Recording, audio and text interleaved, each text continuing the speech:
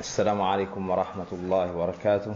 الحمد لله نحمده ونستعينه ونستغفره ونعوذ بالله من شرور أنفسنا ومن سيئات أعمالنا. من يهده الله فلا مضل له ومن يضلل فلا هادي له، وأشهد أن لا إله إلا الله وحده لا شريك له، وأشهد أن محمدا عبده ورسوله. يا أيها الذين آمنوا اتقوا الله حق تقاته ولا تموتن إلا وأنتم مسلمون. يا أيها الناس اتقوا ربكم الذي خلقكم من نفس واحدة وخلق منها زوجها وبث منهما رجالا كثيرا ونساء، واتقوا الله الذي تساءلون به والأرحام إن الله كان عليكم رقيبا.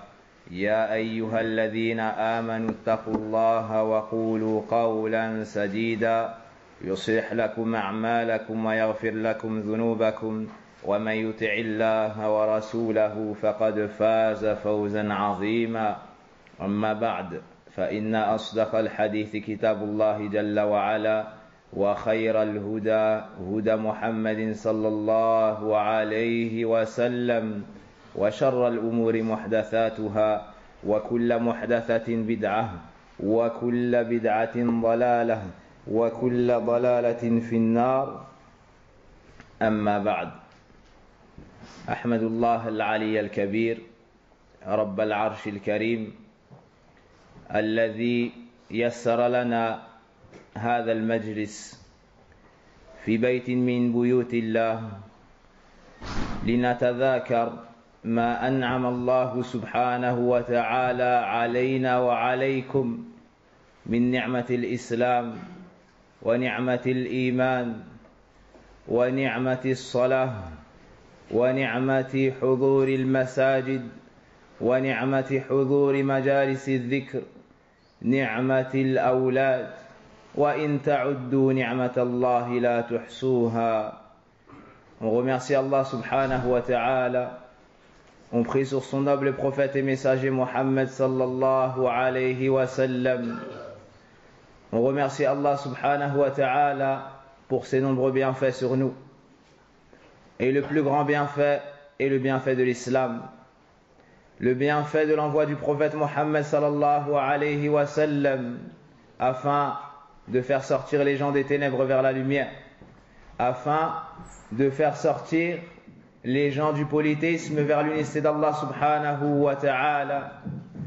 Parmi les bienfaits d'Allah subhanahu wa ta'ala, le bienfait de la révélation du Coran.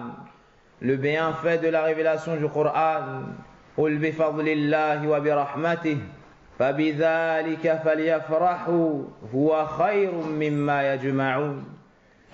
Et Allah tabaraka wa ta'ala nous dit dans un verset: وَإِن تَعُدُّوا نِعْمَةَ اللَّهِ لَا تُحْصُوهَا إِنَّ الْإِنسَانَ لَظَلُومٌ كَفَّارٌ. Et si vous essayez de dénombrer les bienfaits d'Allah, vous ne pourriez le faire. Donc les bienfaits d'Allah sur nous sont nombreux. Et parmi ces bienfaits, le fait de pouvoir s'asseoir dans l'endroit qui lui est le plus aimé, dans l'endroit qui lui est le plus aimé, la mosquée. يقول النبي صلى الله عليه وسلم أحب البلاد إلى الله مساجدها. Le prophète sallallahu alayhi wa sallam nous dit: l'endroit le plus aimé d'Allah est la mosquée. L'endroit le plus aimé d'Allah est la mosquée. Et dans cette heure-ci, nous nous asseyons ensemble afin de traiter un sujet qui a la plus grande importance, afin de traiter un sujet qui concerne toute personne, qu'il soit un homme ou qu'il soit une femme, qu'il soit marié ou célibataire. Ce sujet concerne les pères, concerne les mères. Ce sujet concerne les adolescents, concerne les adolescentes, qui seront les époux de demain. Ce sujet a la plus grande importance. Asbab as-sa'ada fil hayat az-zawjiyya. Les causes du bonheur dans le couple, les causes de la réussite dans la vie conjugale. L'homme et la femme ont été créés par Allah subhanahu wa ta'ala pour un seul et même but: unifier Allah subhanahu wa ta'ala d'un culte sincère. يقول ربنا سبحانه وتعالى في كتاب الكريم وما خلقت الجن والإنس إلا ليعبدون. Allah nous dit dans son livre, pour nous enseigner la sagesse pour laquelle il nous a créés, je n'ai créé les djinns et les hommes que pour qu'ils m'adorent. Si ce n'est qu'Allah a créé un homme et il a décrété qu'il allait avoir besoin d'une femme, et Allah a créé la femme et a décrété qu'elle allait avoir besoin d'un homme. Donc l'homme naturellement penche vers la femme et la femme naturellement aspire au mariage. Nombreux sont ceux qui passent le pas se marient, mais combien sont ceux qui réussissent la vie conjugale? Combien sont ceux qui ont atteint et concrétisé le bonheur qu'ils recherchaient à travers le mariage? Combien sont ceux qui se comportent au sein du foyer comme Allah tabaraka wa ta'ala l'a ordonné? L'islam a donné une grande importance au mariage. L'islam a donné une grande importance au mariage. Et Allah subhanahu wa ta'ala nous enseigne dans le Coran que c'était la sunna des prophètes et des messagers. Que c'était la sunna des prophètes et des messagers. Allah nous encourage au mariage dans le Coran en nous disant فَانْكِحُوا مَا طَابَ لَكُم مِّنَ النِّسَاءِ مَثْنَى وَثُلَاثَ وَرُبَاعَ. Allah Azza wa Jal nous encourage au mariage dans le Coran en nous disant épousez celles qui vous plaisent parmi les femmes, 1, 2, 3 ou 4. فَإِنْ خِفْتُمْ أَلَّا تَعْدِلُوا فَوَاحِدَةً. Et si vous craignez de ne pas être juste, alors une seule. وكما حث على ذلك الشباب النبي صلى الله عليه وسلم فقال يا معشر الشباب من استطاع منكم الباءة فليتزوج. De la même façon, le prophète sallallahu alayhi wa sallam s'est adressé aux jeunes et a dit ô vous les jeunes, celui qui a la capacité de se marier, qu'il le fasse. Qu'il le fasse. Cela l'aidera à baisser son regard et à préserver ses parties. وفي الزواج مصالح كثيرة. Et dans le mariage, il y a beaucoup de bienfaits, il y a beaucoup de mérites, il y a beaucoup de biens. Rahatun nafs, la personne trouve la tranquillité, sakina, la quiétude.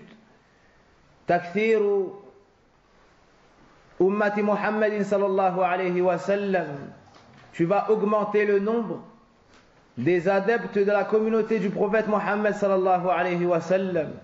Car lorsque tu vas te marier, tu vas espérer avoir des enfants. Ces enfants, tu les éduqueras dans l'islam. Ce seront donc des monothéistes qui vont peupler la terre d'Allah subhanahu wa ta'ala. Et le prophète sallallahu alayhi wa sallam nous dit Tazawwajul waludul wadud. Épousez les femmes fécondes et affectueuses, car j'espère avoir le plus grand nombre de suiveurs le jour de la résurrection. Donc en te mariant, tu pourras faire en sorte d'être une cause de la joie du prophète sallallahu alayhi wa sallam, en espérant qu'Allah Azza wa Jal t'accorde une descendance pieuse. Parmi les sagesses du mariage, hifdhul fard wa ghaddul basar, tu vas baisser le regard et tu vas préserver tes parties. Tu vas baisser le regard du haram et tu vas préserver tes parties de tout ce qu'Allah Azza wa Jal ne t'a pas permis. La personne qui se marie doit avoir une bonne intention. Pourquoi est-ce que tu veux te marier? Parce que tes amis se sont mariés. Pourquoi est-ce que tu veux te marier? Tu dois avoir une bonne intention. Et c'est la première cause de la réussite dans la vie conjugale. Husnun niyyah. Le fait d'avoir une bonne intention. Car celui qui vise un but noble, Allah Azza wa Jal aplanit son chemin et lui facilite ce qu'il recherche. قال النبي صلى الله عليه وسلم كما أخرج الإمام البخاري ومسلم من حديث عمر بن الخطاب رضي الله عنه إنما الأعمال بالنيات وإنما لكل امرئ ما نوى فمن كانت حجرته إلى الله ورسوله فهجرته إلى الله ورسوله ومن كانت حجرته للدنيا يصيبها أو امرأة ينكحها فهجرته إلى ما هاجر إليه. Le prophète sallallahu alayhi wa sallam nous dit: les actions ne valent que par leurs intentions, et chacun sera rétribué selon son intention. Chacun sera rétribué selon son intention. Allah nous enseigne dans le Coran que le mariage, c'est la cause de la miséricorde, c'est la cause de la tranquillité. L'homme auprès de cette femme qui auparavant lui était une femme étrangère, après qu'il se soit marié avec elle, c'est la personne qui sera le plus proche de lui. C'est la personne auprès de laquelle il trouvera le repos, la tranquillité. Allah a même fait du mariage un de ses signes. Il nous dit subhanahu wa ta'ala: wa min ayatihi an khalaqa lakum min anfusikum azwaja litaskunu ilayha wa ja'ala baynakum mawaddatan wa rahmah. Allah nous dit dans le Coran, et parmi ces signes, il vous a créé et a fait sortir de vous et a créé de vous des épouses. Les savants ont dit qu'Allah subhanahu wa ta'ala a créé Adam alayhi salam et n'a pas créé Hawa d'autre chose, mais il a créé Hawa de Adam, et cela est une cause pour que dans le couple il y ait une affection et un lien qui soit plus fort, car ils ont la même base. Hawa a été créé de Adam alayhi salam. Ensuite Allah subhanahu wa ta'ala nous dit selon le sens rapproché, afin que vous viviez auprès d'elle en toute tranquillité. Et il a mis entre vous de l'amour, de l'affection, ainsi que de la miséricorde. Donc voici comment est ressenti le couple, ou comment est décrit le couple et la vie conjugale dans l'islam. Que chaque personne compare ce verset avec ce qui se passe chez lui. Que chaque personne compare ce verset à ce qui se passe chez lui. S'il trouve cela, faliyahmadillah. Faliyahmadillah, walillahi alhamdu wal minna. Car il a réussi à concrétiser cela que par la grâce d'Allah tabaraka wa ta'ala. Et qu'il demande à Allah de lui augmenter de ses bienfaits. Dans le cas contraire, فَلْيُرَاجِعْ نَفْسَهُ وَلْيُصَحِّحْ مَسَارَهُ. Dans le cas contraire, qu'il se corrige.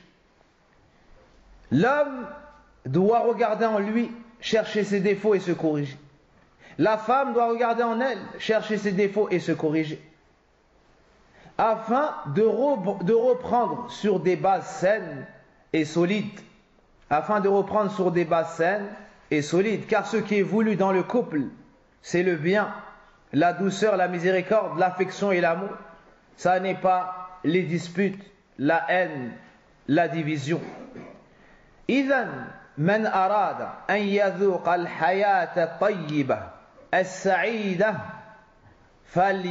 فليسأل نفسه ما هي أسباب السعادة في الحياة الزوجية.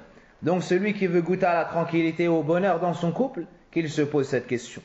Quelles sont les causes de la réussite dans la vie conjugale? La réponse a été citée dans le Coran. La réponse a été citée dans la sunna du prophète sallallahu alayhi wa sallam. Et les savants ont détaillé cela et ont beaucoup parlé de cela. La première cause qu'on cite ici, c'est donc husnun niyya, le fait d'avoir une bonne intention. Lorsque tu te maries, tu dois te marier à la recherche de l'agrément d'Allah subhanahu wa ta'ala. Beaucoup sont les gens qui se sont mariés sans savoir quelle était la meilleure intention à avoir à travers ce mariage. La réponse est: tu dois chercher l'agrément d'Allah subhanahu wa ta'ala. Tu dois chercher, toi, cher frère, une épouse qui t'aidera à mieux adorer Allah tabaraka wa ta'ala. Et la femme doit accepter un époux qui l'aidera à mieux avancer vers Allah tabaraka wa ta'ala. Deuxièmement, la deuxième cause qu'on cite ici, ad-du'a, al-ikthar min ad-du'a, le fait de demander à Allah subhanahu wa ta'ala la réussite. Le fait de demander à Allah tabaraka wa ta'ala at-tawfiq. Le fait de demander à Allah azza wa jalla la réussite. Pourquoi? Car c'est Allah subhanahu wa ta'ala qui décide de tout ce qui se passe dans les cieux et la terre. C'est Rabbul Alamin wa mudabbirul kawni ajma'in. Allah tabaraka wa ta'ala, c'est le Seigneur des mondes. Et il n'y a rien qui bouge dans les cieux ni sur la terre sans que ça ne soit par son ordre.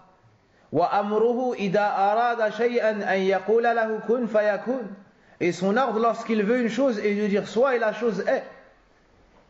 Donc, avant même de te lancer dans ce long voyage qu'est le mariage, tu dois invoquer Allah Azza wa Jal de t'accorder la réussite. Et de cela, tu comprends, chers frères et chères sœurs, que les causes de la réussite dans la vie conjugale se divisent en deux. Il y a des causes avant le mariage. Et il y a des causes pendant le mariage. Il y a des causes avant le mariage et il y a des causes après le mariage. Avant le mariage, on vient de citer Husnul Niyya. On cite Ad-Du'a. Ensuite, lorsque l'homme penche vers une femme et qu'il se dit que cette femme est pieuse et qu'elle se ferait une bonne épouse et ainsi de suite, parmi les causes de la réussite dans la vie conjugale, an yanzura ilayha, qu'il aille la regarder, qu'il aille la voir. وَالنَّاسُ فِي هَذَا الْبَابِ طَرَفَانِ وَوَسَطٍ. Et les gens dans cette question se divisent en trois. Il y a deux extrêmes et il y a les gens du juste milieu.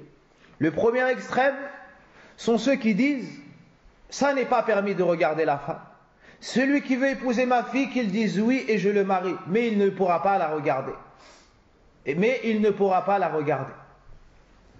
Le deuxième extrême est ceux qui ont du laxisme et aucune jalousie à l'égard des femmes de leur famille, wal-'iyadhu billah. Et ils permettent aux hommes de parler à leurs filles et de fréquenter leurs filles en disant comment est-ce qu'ils pourraient se marier, ils ne se connaissent pas. Ya subhanallah, ya subhanallah. Est-ce que le prophète sallallahu alayhi wa sallam nous a éduqués de la sorte? Est-ce que les pieux prédécesseurs ont agi de la sorte? La wallah. Et nos exemples après le prophète sallallahu alayhi wa sallam sont ses compagnons, puis les imams, les savants qui ont suivi et ont été éduqués par ses compagnons, jusqu'à nos savants au jour d'aujourd'hui. Donc, tu ne dois pas permettre à un homme de parler à ta fille, ni de fréquenter ta fille, wal-'iyadhu billah, en disant ils ne se connaissent pas bien, ils ne pourront pas savoir s'ils se plaisent, et d'autres paroles insufflées par shayatin al-insi wal-jinn. Ensuite, il y a les gens du juste milieu. Les gens du juste milieu sont toujours ceux qui s'en tiennent à ce qu'il y a dans le Coran et la Sunna, et qui comprennent cela à la manière dont l'ont compris les compagnons, puis ceux qui les ont suivis avec excellence.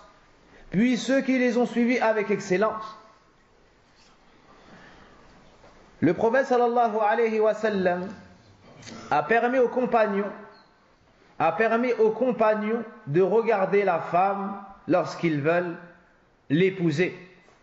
C'est une cause pour que ce couple dure. Pourquoi cela? Car si tu épouses la femme et qu'elle sait que tu as voulu cela après l'avoir vue, ben ça sera flatteur pour elle. Pourquoi? Parce qu'elle va savoir que tu n'as pas été forcé par tes parents. Tu avais le choix de dire oui ou non et tu as dit oui après l'avoir vue. Donc ça va tranquilliser cette femme. Elle va être plus attachée à toi. Elle va pencher vers toi. Le prophète sallallahu alayhi wa sallam nous dit que celui qui veut épouser une femme, qu'il la regarde. Et qu'il regarde ce qui pourrait le pousser à accepter.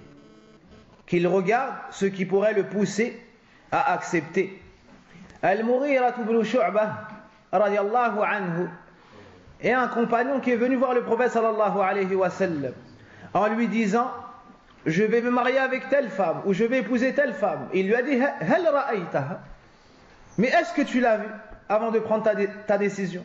Il a répondu là, non, je ne l'ai pas vue. Alors le prophète sallallahu alayhi wa sallam lui a dit idhhab wanzur ilayha. Le prophète sallallahu alayhi wa sallam l'a conseillé et il lui a dit va la voir Il lui a dit, va la voir, car cela sera plus prompt à ce que ça dure entre vous deux. Maintenant, il y a une chose à savoir. Le regard est permis, mais dans les limites de la religion.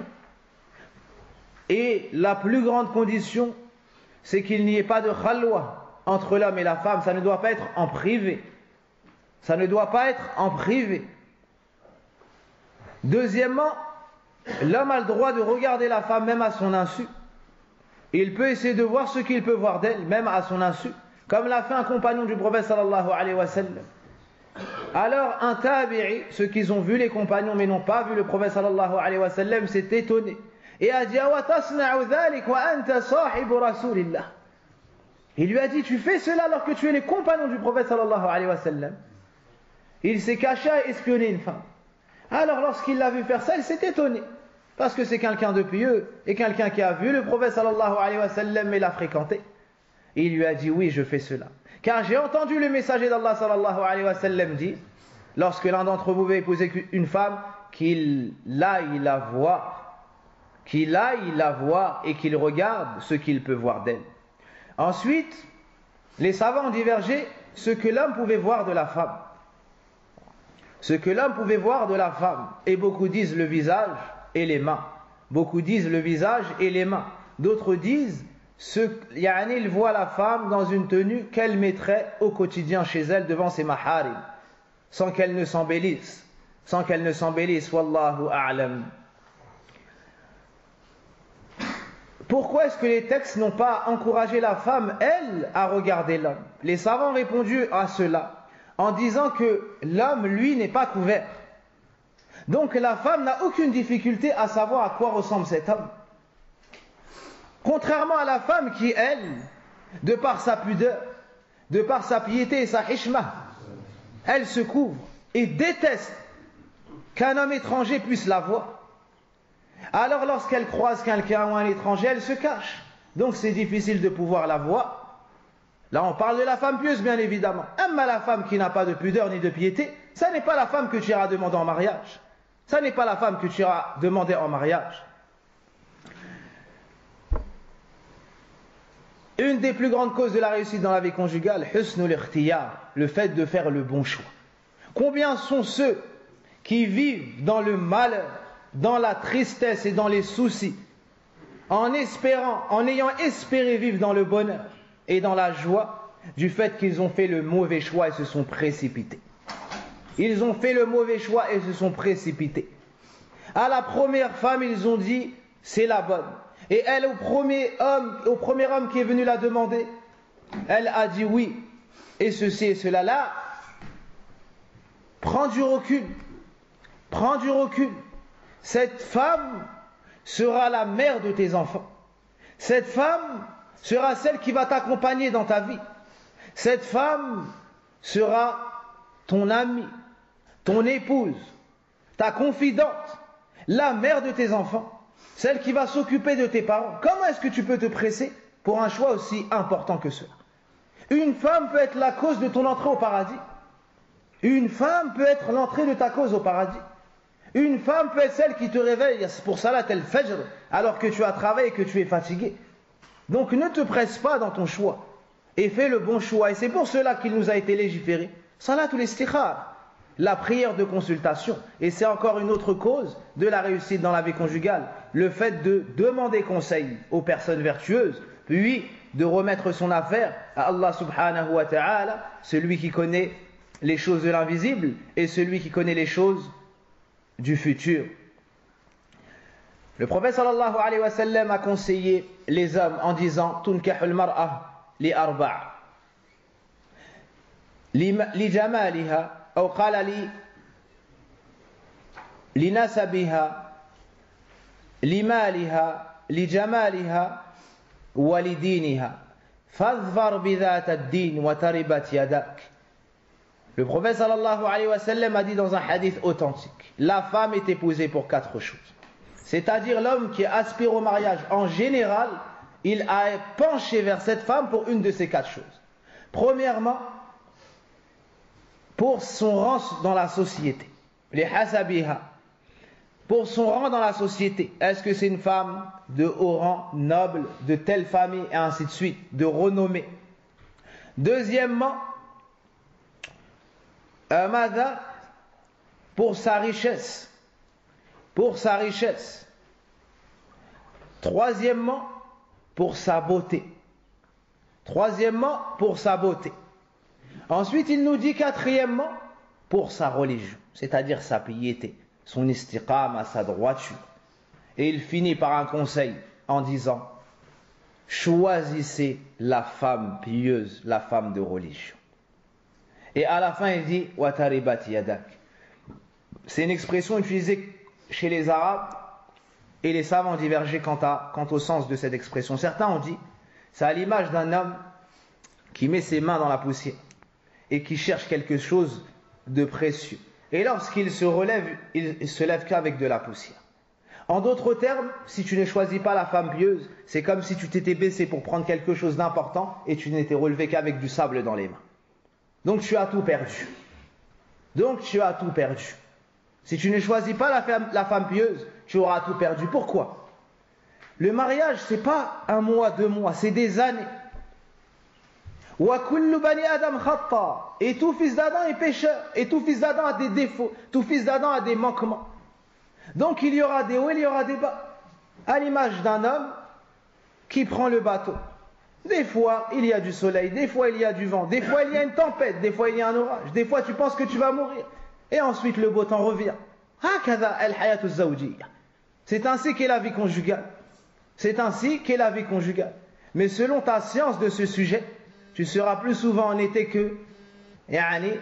qu'en hiver. Maintenant, comment est-ce que tu vas savoir que cette femme est une femme bien pour toi et à épouser? Il te faut te renseigner. Il te faut te renseigner.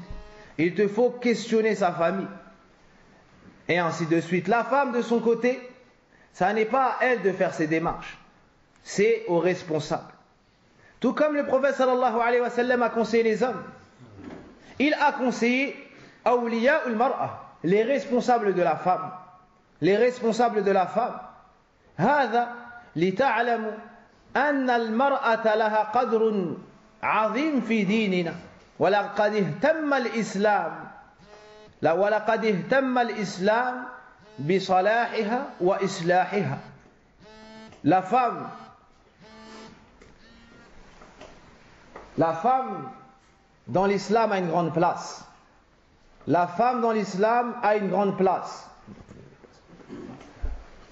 Et tout comme le prophète sallallahu alayhi wa sallam a fait des recommandations aux hommes, il a fait des recommandations pour préserver les droits de la femme, pour préserver cette femme, en disant aux hommes de sa famille, إِذَا أَتَاكُمْ مَنْ تَرْضَوْنَ دِينَهُ وَخُلُقَهُ فَزَوِّجُوهُ.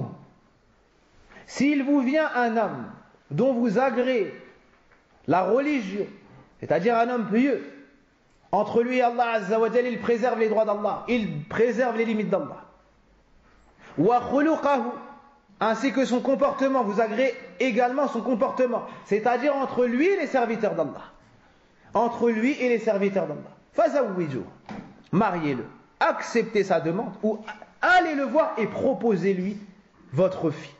Tout comme Omar ibn al-Khattab a fait avec sa fille Hafsa, qui est bien plus noble que n'importe quelle fille au jour d'aujourd'hui. Et pourtant, il s'est déplacé, lui, pour aller proposer sa fille à Abu Bakr, et il a refusé. Puis à Omar, qui a refusé, puis à Uthman, qui a refusé. Et ensuite, le prophète sallallahu alayhi wa sallam est venu la demander en mariage. Et c'est pour cette raison qu'ils avaient refusé, car ils avaient entendu et où ils avaient su que le prophète sallallahu alayhi wa sallam allait la demander.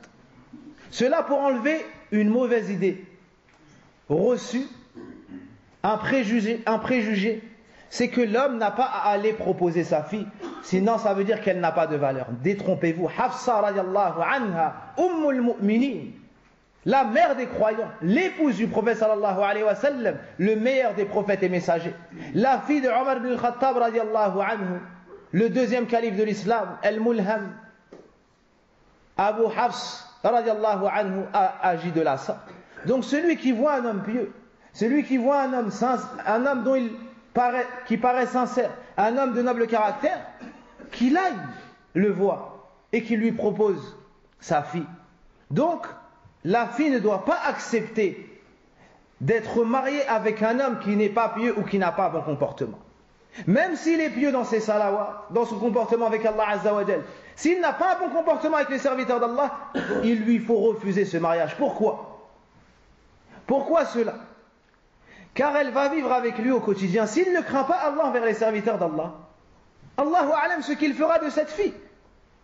Peut-être qu'il va l'opprimer, peut-être qu'il va la battre, peut-être qu'il va la pousser à dépasser les limites d'Allah, peut-être qu'il va la faire tomber dans le haram, et peut-être que cette femme qui auparavant était pieuse va délaisser l'istiqama. Pourquoi? Car elle a un mauvais exemple chez elle, quelqu'un qui a un mauvais comportement. Peut-être qu'il va lui ramener la télé, la faire regarder des films, au lieu de lui passer le Coran dans les mains afin qu'il la fasse réviser. Au lieu de prendre des hadiths et de les lire, au lieu de la mener dans une assise de science.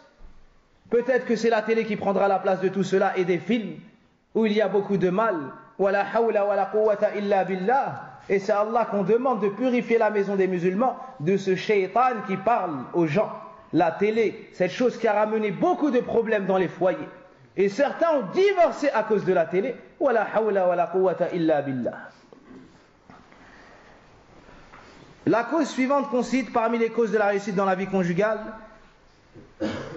après que l'homme ait vu cette femme, après que l'homme se soit entendu avec ses responsables, son père, après que la femme ait accepté,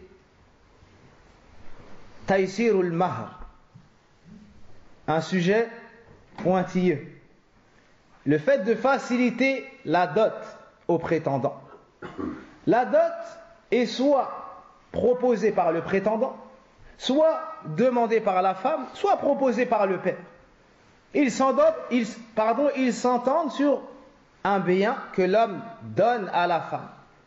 Deuxième remarque, encore plus subtile, la dot doit aller dans la main de la femme uniquement. N'en déplaise à beaucoup de pères, et on va rester dans la généralité afin de ne pas toucher certaines personnes. Et c'est connu que dans certains pays, dans certaines habitudes, l'homme pose la dot, et avant que ne parvienne cette dot dans la main de la femme, il y a des intermédiaires. Wallahu al-musta'an. Dans le meilleur des cas, il n'y en a qu'un, c'est le père. Et c'est haram qu'il prenne de la dot de sa fille. C'est haram, sauf si cette femme volontairement donne de cela à son père. Sinon, cher père, hafidhakallah, wa waffaqakallah, wa atalallahu umrak ala ta'ah, sache que tu n'as pas le droit de prendre une part de la dot de ta fille, car c'est son droit qu'Allah Azza wa Jal lui a accordé sur son prétendant. Et la dot n'a pas de limite, que ce soit dans le minimum ni dans le maximum. Non pas pour encourager à élever les dots, car il doit y avoir beaucoup de célibataires, mais pour les bayan il-hal, faciliter la dot aux prétendants est une cause pour la réussite dans la vie conjugale. Pourquoi? Premièrement, c'est plus proche de la sunna. Et à chaque fois qu'on essaye de ressembler au prophète sallallahu alayhi wa sallam, il y a beaucoup de baraka. Deuxièmement, si l'homme a dû s'endetter pour venir chercher cette femme, d'accord, et qu'il a dû travailler, se fatiguer énormément pour pouvoir avoir la main de cette femme, lorsqu'il va se retrouver chez lui avec cette femme, et qu'il va voir que dans sa poche il n'y a plus grand chose, peut-être qu'à ce moment-là, il va tourner sa tête et il va se dire: c'est cette femme-là la cause de mes soucis au jour d'aujourd'hui. À cause de qui? À cause du père à la base. À cause du père à la base. Car bien souvent, ce n'est pas la femme qui demande à élever cela, mais c'est le père. Donc, faciliter la dot est une cause pour la réussite dans la vie conjugale. Allah nous dit dans le Coran wa atun nisaa sadaqatihinna nihla. Allah Azza wa Jalla a ordonné de donner la dot à la femme qu'on veut épouser. Et c'est donc le haqq de la femme. Et Omar ibn al-Khattab radiallahu anhu a donné ce conseil en disant la tughalu fi suduqin nisa. N'exagérez pas dans la dot des femmes. فإنها لو كانت مكرمة في الدنيا أو تقوى عند الله كان أولاكم محمد صلى الله عليه وسلم. Omar ibn al-Khattab dit n'exagérez pas dans les dots pour les femmes. Si cela avait été une piété envers Allah ou bien un honneur dans ce bas monde, ben celui qui aurait été le plus à même de faire cela aurait été Mohammed, le prophète sallallahu alayhi wa sallam. Sachant qu'il n'a jamais dépassé 500 dinars pour lui ou une de ses filles. Et parmi ses filles, comme vous le savez, Fatima radiallahu anha, sayyidatu ahli jannah. Sayyidatu ahli jannah. Donc, il n'y a pas de bien à exagérer dans la dot. Ensuite, on passe à un des points qui est les plus importants. Ce sujet à lui tout seul ferait l'objet d'une conférence. Une des plus grandes causes pour réussir la vie conjugale est ma'arifatu huquqi zawjayn. La connaissance des droits des époux.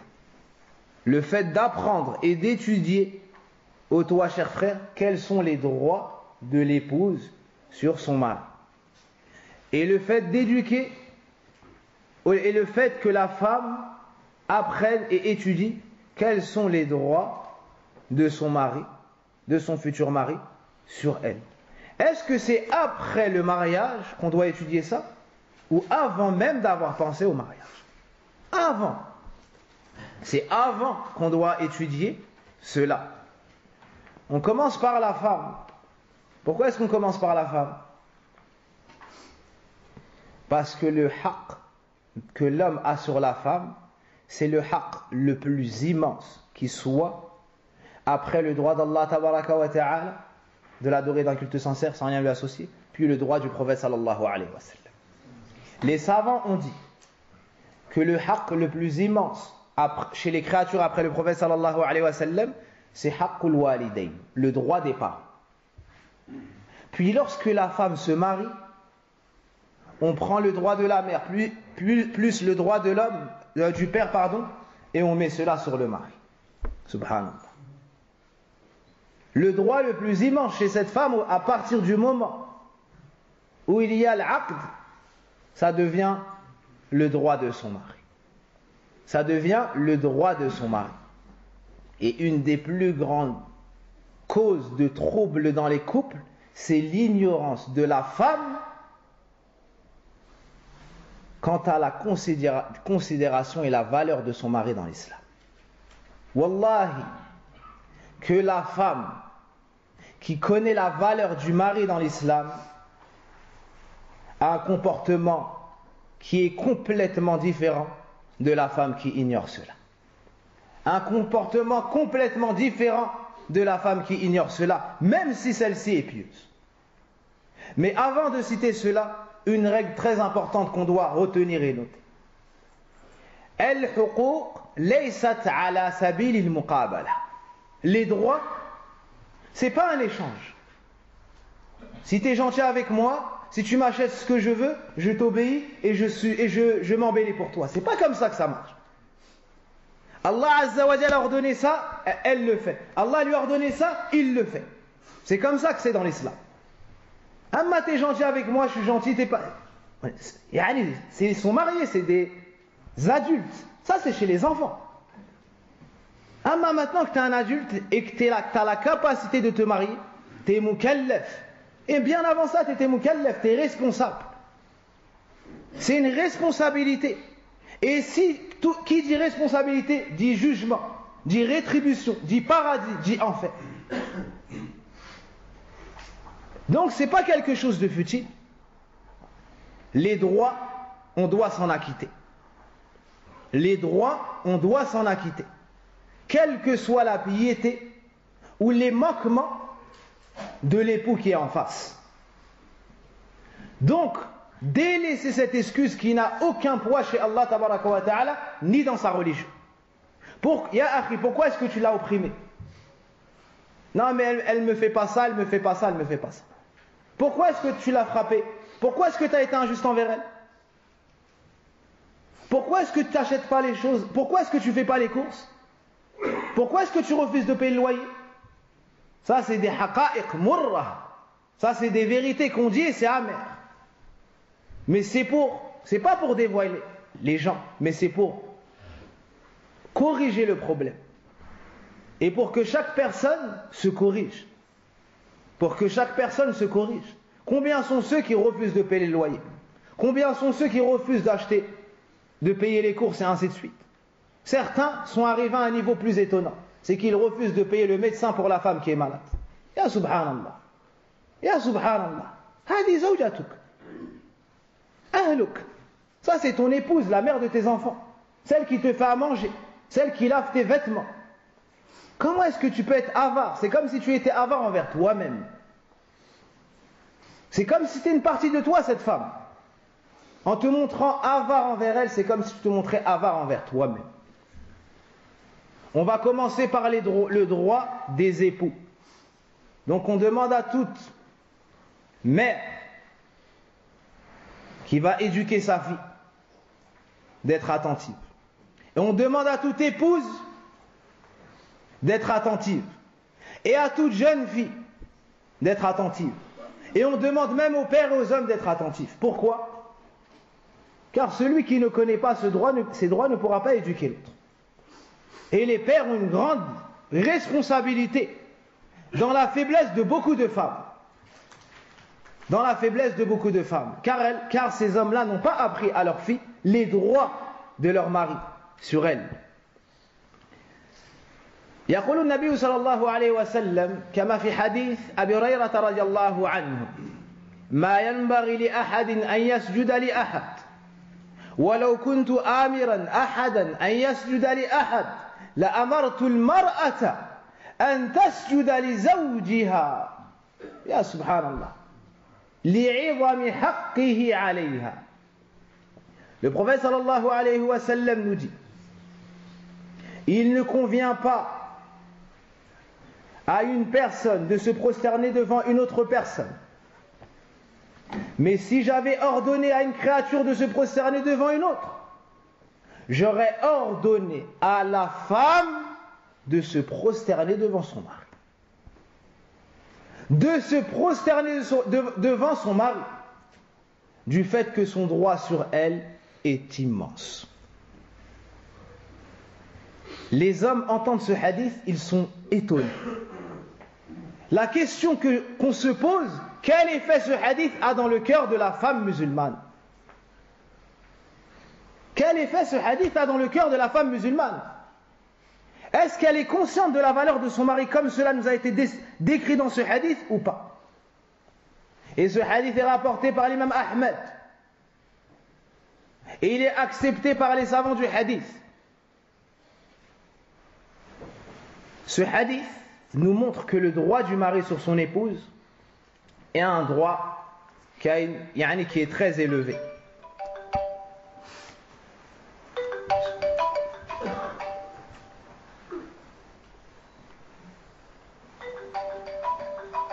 Une autre remarque qu'on tire de ce hadith. Certaines femmes ont atteint un grand niveau dans la piété. Un grand niveau dans le couple. Elles sont exemplaires. Des modèles pour les filles musulmanes. Mais elles tombent dans un péché qui est grave. Elles s'étonnent d'elles-mêmes. Elles s'étonnent d'elles-mêmes. Elles tombent alors dans un autre péché. Tamunnu ala zawjiha. Elle dit à son mari: moi je t'ai fait ça, moi je t'ai donné ça. Je t'ai donné des enfants, je t'ai donné des garçons. C'est moi qui fais à manger ici, c'est moi qui nettoie. Ça sent bon dans la maison. Wakada, wakada, wakada. Voyez? On dit à cette femme, Wafaqaha Allah, tout ce que vous avez fait, ça n'est que par la grâce d'Allah Azza wa Jal. Toute la réussite qu'il vous a accordée, c'est par rahma envers vous. C'est que parce que Allah Azza wa Jal a voulu cela que vous avez pu le faire.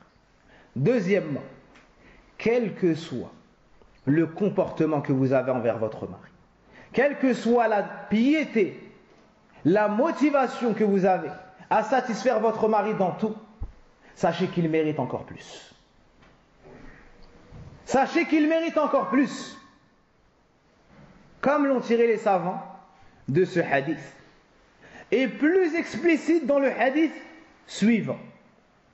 Le prophète sallallahu alayhi wa sallam dit والذي نفسي بيده لو كان من قدمه أي الرجل إلى مفرق رأسه قرحة تنبجس بالقيح والصديد ثم استقبلته.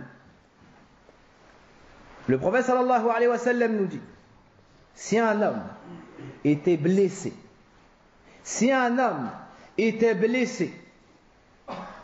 du haut de la tête jusqu'aux pieds, et qu'il y avait du pu qui coulait, et que la femme serait venue pour prendre soin de son mari,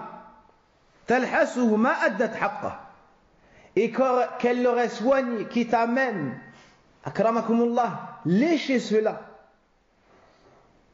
pour aider son mari, soigner son mari, même si elle fait tout ça, elle ne se sera pas acquittée de ses devoirs. أي يستحق أكثر وأعظم من ذلك. سبحان الله. يعجبكم ذلك؟ سيأتي دوركم إن شاء الله. On voit que les frères se réjouissent de ce hadith. Et moi avec vous. Mais la suite sera les droits des épouses sur leur mari. Donc même si elle fait tout cela, elle ne se sera pas acquittée de ses droits envers son mari. C'est-à-dire qu'il mérite encore plus. Il mérite encore plus. Donc si la femme voit d'elle qu'elle est bien envers son mari, qu'elle remercie Allah Azza wa Jal et lui demande de rester comme cela et qu'il augmente ses bienfaits. Le prophète sallallahu alayhi wa sallam a rencontré une femme, la tante de Hussein ibn Muhsan. Et il lui a dit, comment est-ce que tu es avec ton mari? Non, il lui a dit, est-ce que tu es marié? Elle a répondu oui. Il lui a dit, comment est-ce que tu es avec lui? Elle a dit, tout ce que je peux faire. Pour sa satisfaction, je le fais autant que possible. Le prophète sallallahu alayhi wa sallam, est-ce qu'il a dit, alors c'est bon? Non, il a dit, fais bien attention à ton comportement envers ton mari. Pourquoi cela? C'est comme si quelqu'un avait dit, pourquoi cela au messager d'Allah? C'est comme si une femme avait dit, pourquoi cela ya Rasulallah? Et il a répondu, فَإِنَّهُ جَنَّتُكِ أَوْ نَارُكَ. Car cet homme qui est ton mari, c'est désormais ton paradis ou ton feu. C'est ton paradis ou ton enfer. وَسُؤَالٌ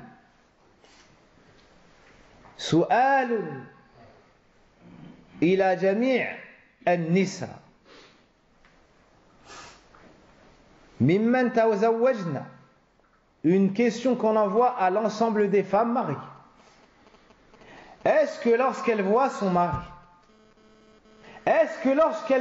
mari, elle voit que c'est soit son paradis, soit son enfer? Est-ce que lorsque son mari rentre, elle le voit comme un chemin qui mène au paradis ou pas? Et lorsqu'elle lui manque de respect, est-ce qu'elle le voit comme un chemin qui le mène en enfer ou pas? Wallahi que c'est ça la réalité des faits. C'est soit son paradis, soit son enfer. Que veut dire cela? C'est son paradis si elle s'acquitte des droits qu'il a assurés. Elle remplit ses devoirs. Il sera donc satisfait d'elle. Et par cela, elle obtiendra la satisfaction d'Allah. Il lui accordera donc le paradis. C'est son enfer dans quel cas? Wal-'iyadhu billah. Dans le cas où elle ne s'acquitte pas de ses devoirs, dans le cas où elle désobéit à Allah Azza wa Jal en ne recherchant pas la satisfaction de son mari. Et c'est Allah Azza wa Jal qu'on demande d'aider nos chères sœurs fillah afin qu'elles s'acquittent de leurs devoirs envers leur mari. Et celles qui ne sont pas de la sorte, on demande à Allah Azza wa Jal de leur pardonner et de les guider vers la droiture. Le prophète sallallahu alayhi wa sallam nous montre que si la femme se comporte bien envers son mari, il sera pour elle une cause pour qu'elle entre au paradis. يقول النبي صلى الله عليه وسلم إذا صلت المرأة خمسها وصامت شهرها وحفظت فرجها وأطاعت زوجها قيل لها ادخلي الجنة قيل لها ادخلي الجنة. Le prophète sallallahu alayhi wa sallam nous dit, si la femme prie ses 5, c'est-à-dire ses 5 prières quotidiennes, jeûne son mois, c'est-à-dire le mois de Ramadan, préserve ses parties, obéit à son mari, il lui sera dit, c'est-à-dire le jour de la résurrection, entre au paradis par la porte que tu souhaites. Entre au paradis par la porte que tu souhaites. Et ce hadith est rapporté par Ibn Hibban et l'imam al-Albani, rahimahumullah, Jami'an dit que ce hadith est authentique. C'est le hadith d'Abu Hurayra. Donc, subhanallah, comment est-ce qu'une femme pourrait s'éloigner de l'obéissance envers son mari, alors qu'en faisant cela, elle s'éloigne du paradis? Ne veux-tu pas, chère sœur, entrer au paradis au Mal-Qiyamah par la porte que tu souhaites? Ne veux-tu pas qu'on t'appelle vers l'ensemble, à l'ensemble des portes? Rentre, car tu as obéi à ton mari. Donc ce droit que cet homme a sur cette femme, c'est un droit immense. Et c'est un droit qui a été accordé par Allah. Et Allah fait ce qu'il veut et ordonne ce qu'il veut. Et ce qu'il décide. Et ce qu'il décide, c'est ce qui est juste et ce qui est bon pour les serviteurs. Et on va s'arrêter sur cela. Et on continuera après Salat al-Isha, insha'Allah ta'ala, ou comme l'entendent les responsables. Hakada. Dans une minute. On continue un petit peu ou bien encore? Après la dame, on passera, puis après on continue. سبحانك اللهم وبحمدك أشهد أن لا إله إلا أنت